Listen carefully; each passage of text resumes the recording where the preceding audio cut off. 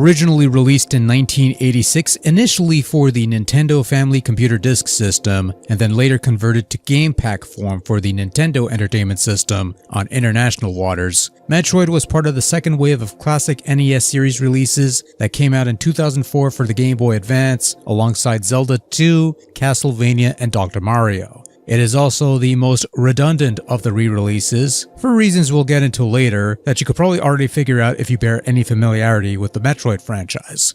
So it's the first Metroid game, obviously, the original spacefaring adventure that introduced the world to bounty hunter Samus Aran and her seemingly never-ending battle against space pirates, space jellyfish, and mother brains, an open-ended side-scrolling action game where you explored the mysterious planet, seeking weapons and tools to increase your abilities, fighting ferocious monsters that only had a few patterns to follow, lots of repeating screens to give you a sense of deja vu, and no real indication as to where you're supposed to go or what you're supposed to do other than paths that are only accessible with certain abilities on hand.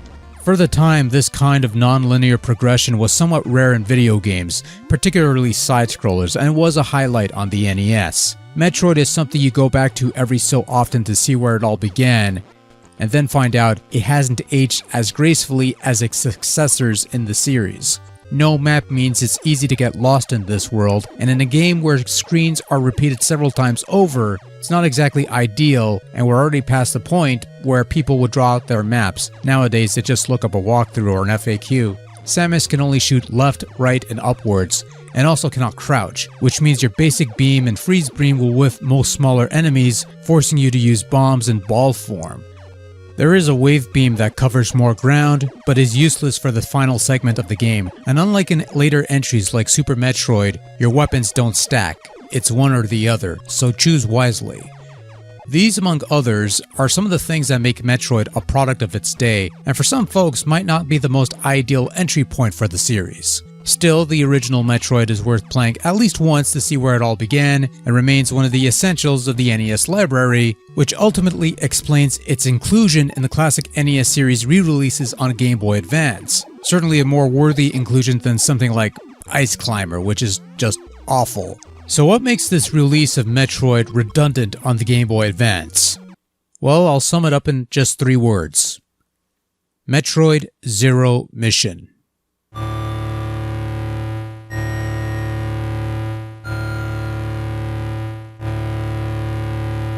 A superb remake of the original Metroid game released 8 months prior for the Game Boy Advance. Zero Mission featured a bit of a bonus feature once you beat the game, a fully playable version of the original NES Metroid game, the very same game that would be included as part of the classic NES series later that year, the game we're looking at today actually.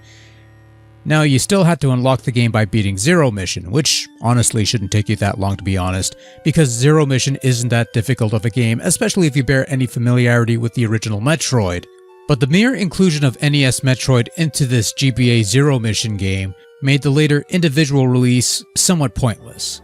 Because of this, it wasn't uncommon to go to any store selling video games, whether it be an EB Games or a Future Shop or whatever dilapidated store name I could think of, slash the price of this particular Metroid release from the usual $20 price tag for these classic NES entries down to a little under $5, give or take.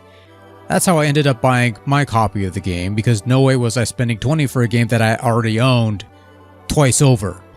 And sadly, this would not be the first time that a Metroid game would see a drastic discount at retail due to its undesirability, but that's another story for another time, assuming we eventually get there. I don't know. In terms of the visual quality, it's not bad. The scrolling blurs quite a bit when playing on an actual GBA, but it's a common ailment that runs with the NES run in general, and it's not as bad when playing on the GameCube with the Game Boy player. There's also a primitive save function added in whenever you get a new password, either through death or ending the game by pressing up and select while paused. You can save said password into memory. So, when you continue, the password will be ready to go, or you could always put in your own, it doesn't matter. It's not the Famicom save system with 3 slots, but it's better than nothing, and similar to what you get in the Zero Mission version. I suppose for those wanting a standalone version or to fill a hole in their classic NES series collection, this might be worth it if you could find a copy for really cheap. Good luck with that nowadays, I suppose. But otherwise, if you have Metroid Zero Mission, you already have this ready to unlock, and if you don't, you should, because Zero Mission's a great game and probably a better entry point for the series than Metroid the First.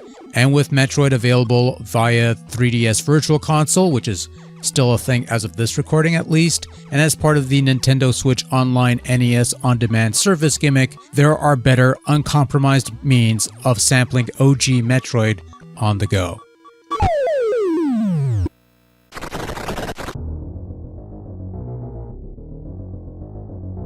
It's a baby Metroid. It's so cute and cuddly that I, a professional bounty hunter charged with killing space jellyfish, cannot kill it here. Science dude, have a baby Metroid. I'm sure nothing will go wrong.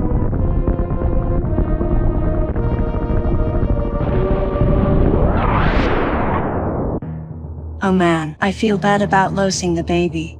This will affect me for a very long. Look, Mom, I can spring ball really high.